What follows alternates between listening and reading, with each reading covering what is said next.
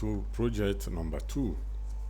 In this lesson, we will require some things, and as usual, the first thing we do is search for free images. After that, we will add transitions. After that, we will create camera view, and after that, we will create camera click effect. So let me show you how it is.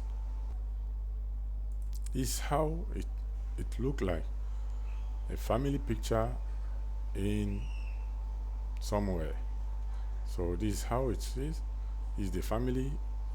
We zoom in. After that, click. This is the camera effect, and the cameraman will say it is done, please pay $5. So let's go and let's see how it is done.